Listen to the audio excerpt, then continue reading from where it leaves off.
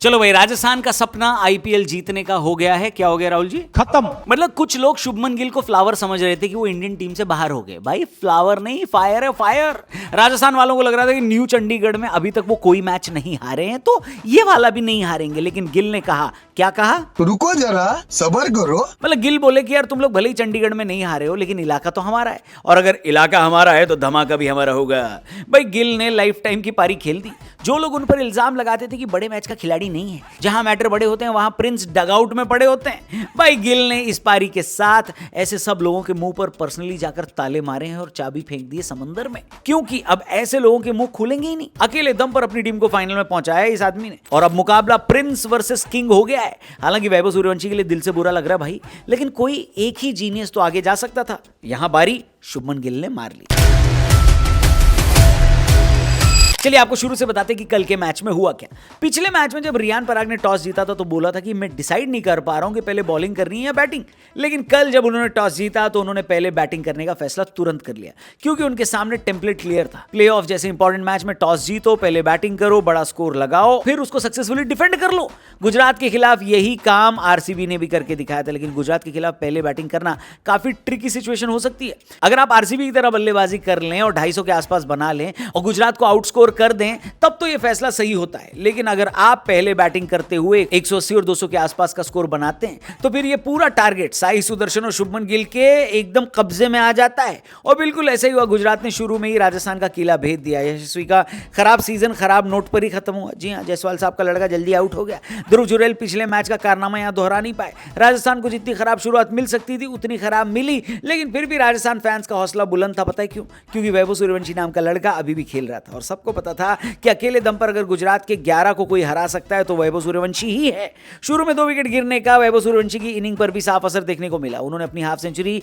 31 ball में लगाई, जो कि आईपीएल में उनके करियर की सबसे लोएस्ट 50 थी। लेकिन देखकर अच्छा लगा कि ये लड़का सिचुएशन के हिसाब से खेलना जानता है और गियर चेंज करता है। रविंद्र जडेजा के साथ मिलकर वैभव सूर्यवंशी ने राजस्थान की पारी को रीबिल्ड करना शुरू किया और एक और मैच में लगभग अपनी सेंचुरी बना दी। लेकिन एग्जैक्ट वहीं पर आउट हुए जहां पिछले मैच में 97 रन बनाकर आउट हुए थे। अब की बार 96 पर आउट हुए और back to back 2 century miss कर दी इस लड़के ने।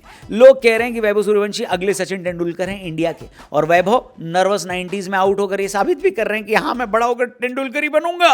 खैर, वैभव सूर्यवंशी की सेंचुरी भले ही ना आई हो, लेकिन उनकी वजह से राजस्थान चलने लायक तो हो गया। और लास्ट में फरेरा ने फर्राटेदार इनिंग खेलकर आखिरी ओवर में राशिद खान को 4 छक्के लगाए, जिसकी वजह से राजस्थान 214 रन बनाने में कामयाब हो गई। अब जैसे कि मैंने आपको बताया, राजस्थान वाले 250 बना लेते तो गुजरात वालों के लिए प्रॉब्लम हो जाती, लेकिन ये 200 के आसपास का जो टारगेट होता है, ये तो बिल्कुल शुभमन गिल और साई सुदर्शन के लिए ब्रेकफास्ट, लंच और डिनर वाला खाना है। जोफ्रा आर्चर वैसे तो इस पूरे सीजन नई गेंद से विकेट लेते आ रहे थे, लेकिन गुजरात के टॉप ऑर्डर का विकेट लेना अच्छों के बस की बात नहीं है। लेकिन ये सबको पता है कि गुजरात का टॉप ऑर्डर आउट कर लो तो मैच जीत जाओगे, लेकिन आउट कोई कर नहीं पाता। पहले ओवर में 24 रन स्कोर बोर्ड पर लगे हुए थे, और इसके बाद तो गिल और साई सुदर्शन ने पीछे मुड़कर नहीं देखा। जी हाँ, पावर प्ले में बोर्ड पर 70 रन लगे हुए थे, और ये सबसे बेस्ट चीज ये थी कि ये एक भी हाई रिस्क शॉट नहीं खेला गया था, और पावर प्ले के बाद भी इन दोनों को कोई खास दिक्कत आई नहीं। बिल्कुल जैसे गरम चाकू मक्खन के आर पार हो जाता है ना, गुजरात ये टारगेट के आर पार हो रही थी। 13 ओवर में 167 रन की पार्टनरशिप कर ली थी इन दोनों ने, और जब राजस्थान का कोई भी गेंदबाज विकेट नहीं ले पा रहा था, तब साई सुदर्शन ने अपनी विकेट खुद गिफ्ट कर दी। मेरे हिसाब से पूरे क्रिकेट करियर में लगातार दूसरी इनिंग में सेम तरीके से हिट विकेट होने वाले पहले बल्लेबाज बन गए हैं साई सुदर्शन, और बिल्कुल सेम तरीके से वो हिट विकेट हो गए। चौका लगा दिया था, लेकिन उसके बाद बल्ला हाथ से छूटा और जाकर स्टंप पर लग गया।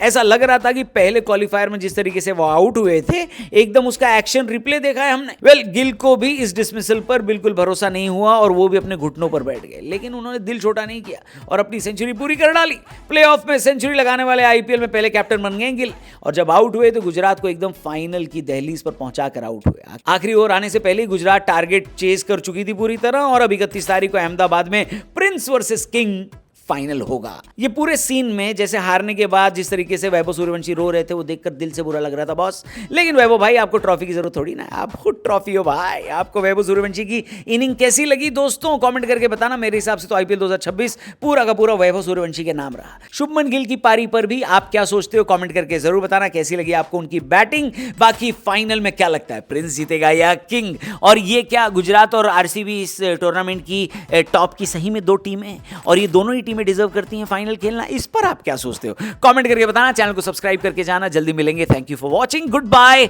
जय हिंद।